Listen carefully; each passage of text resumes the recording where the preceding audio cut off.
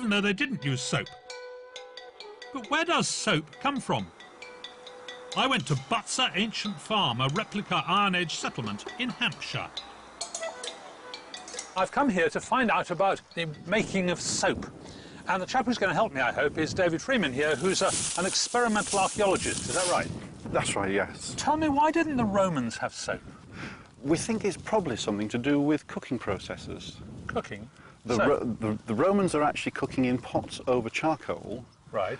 The ancient Brits and the Gauls are cooking meat over a fire. Barbecues? Barbecues. Okay. So you've actually got the fats from the meat dripping into the wood ash. Right.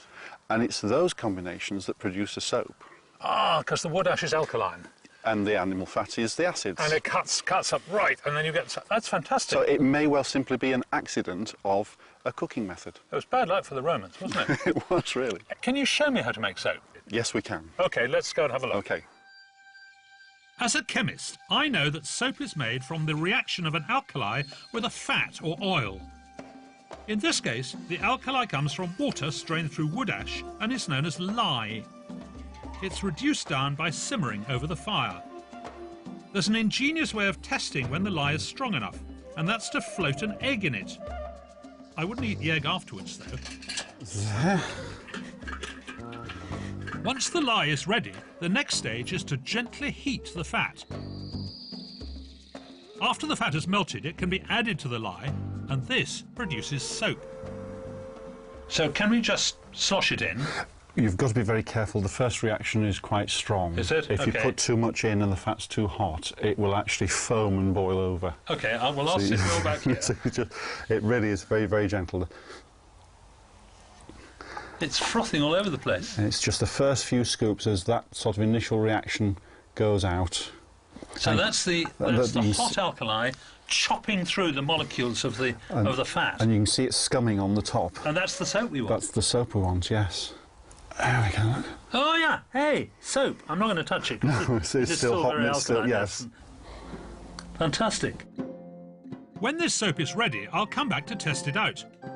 Although the ancient Brits knew how to make soap, it wasn't commonly used, and when it was used, it was only really for laundry.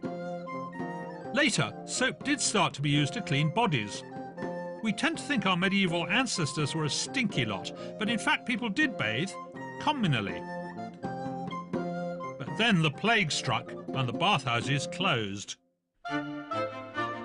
Throughout the 400 years or so after this, people only really used soap regularly to clean the bits of their body on show outside their clothes. Queen Elizabeth is reputed to have bathed every 3 months, whether she needed it or not. By Victorian times, however, cleanliness was next to godliness, and some of our oldest soap manufacturers were doing a roaring trade. Pears became a market leader.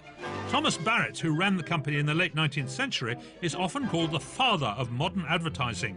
He came up with the idea of celebrity endorsement, using the famous actress Lily Langtry to promote his soap. In the shops now, there's something new. It's the best washing news of the century. New Persil. It washes even whiter. Yes, the most popular washing powder in the country is now better than ever. Soap manufacturers are always claiming amazing cleaning powers for their products. I wonder how my soaps worked out. This was a nice new T-shirt, and I seem to have got it just slightly grubby. But I'm hoping that the soap we've made will sort that out. David, how's the soap going?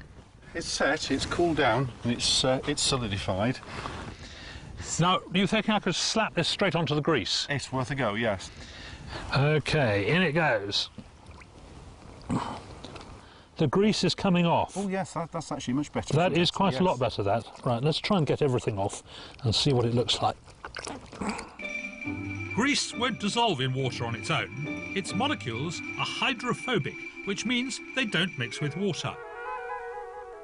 It needs help from a surfactant, which is a compound with both hydrophobic ends to mix with the grease and hydrophilic ends to mix with the water.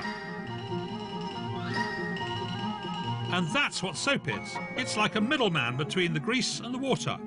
The soap's hydrophobic ends join up with the grease, and its hydrophilic ends are happy staying in the water. And so now, both the soap and the grease can be rinsed away, and your shirt gets clean. Well, it should do.